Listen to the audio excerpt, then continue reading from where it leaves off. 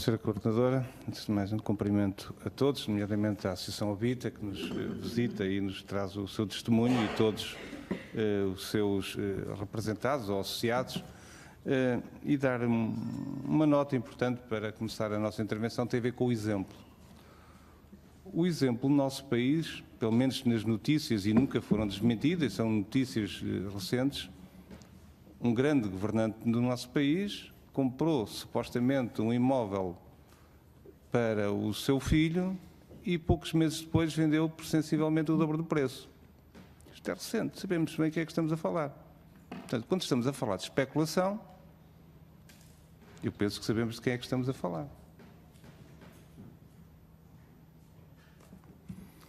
Portanto, quando falamos de exemplos e de vontades sobre aquilo que se quer fazer, sobre a especulação, sobre os riscos e as implicações que todas estas questões têm também no mercado de arrendamento, porque o mercado imobiliário tem implicações no mercado de arrendamento, eu deixava algumas questões, sobretudo aquelas que são propostas do PSD. São propostas do PSD. Como sabem, existem 27 iniciativas que estão em discussão, 27 iniciativas. O PSD apresentou 9 iniciativas.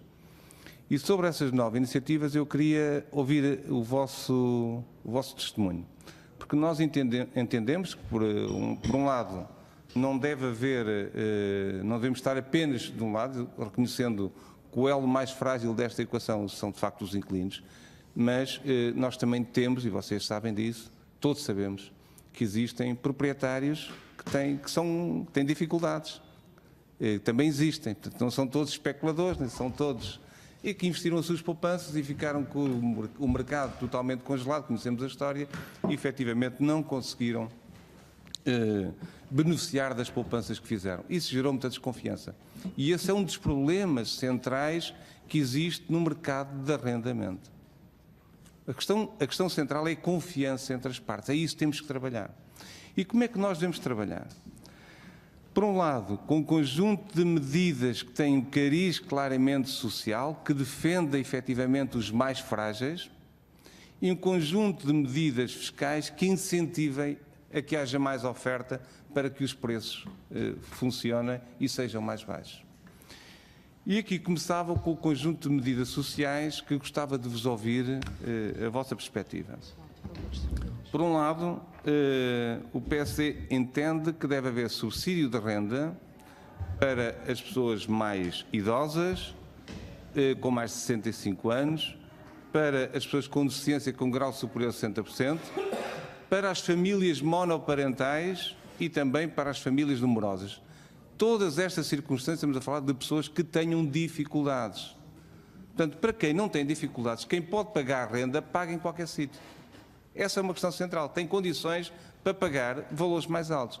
Quem está numa situação frágil, socialmente frágil, compensar, efetivamente, não deve compensar a especulação, como é evidente, mas deve compensar, de certa forma, quando há alterações nos preços de valorização, portanto, do património. Porque os proprietários, portanto, também têm expectativas em relação, quando fazem investimentos, têm várias opções de pegar nas suas poupanças e investir. E investir no arrendamento é uma perspectiva, qualquer um pode fazê-lo, desde que tenha poupanças. Depois, também entendemos que uma das matérias decisivas para gerar confiança é a criação de um seguro de renda. É outra matéria que nós gostávamos de ouvir, qual é o vosso pensamento sobre esta questão. Entendemos também que devemos acabar com o famoso incentivo à poupança e é um desincentivo ao investimento.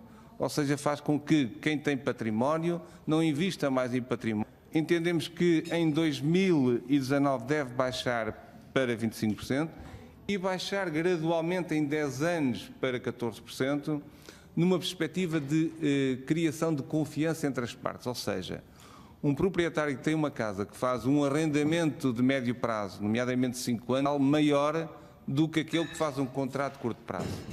Deve ter um benefício fiscal superior ao exemplo.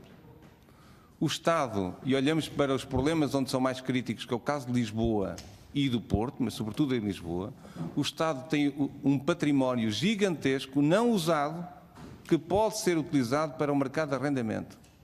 O Estado devia ser o primeiro a dar o exemplo, fazendo investimento, gerando habitação para o mercado de arrendamento, para fazer com que os preços caiam. É uma das funções fundamentais do Estado e não o está a fazer. Ninguém o está a pedir e o PSD tem iniciativas nesse sentido.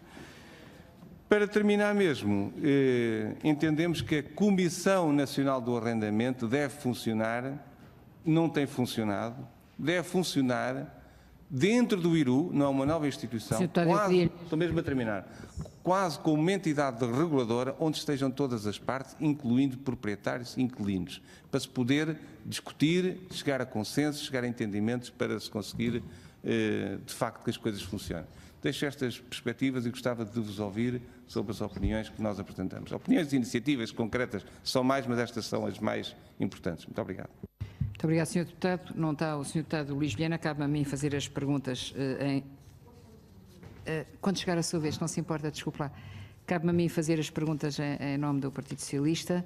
Eu peço desculpa não ter ouvido toda a intervenção inicial, mas já estive a ver aqui o documento que deixaram e a pegar nestas questões. Não vou responder ao que foi dito aqui, porque acho que não estamos aqui para discutir deputados com deputados, mas sim para vos ouvir e depois vos responder.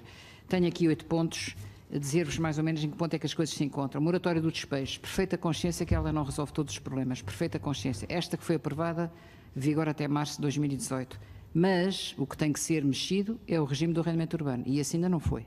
Esta moratória é apenas um período de suspensão até que o novo regime seja aprovado. E esperamos que ele seja aprovado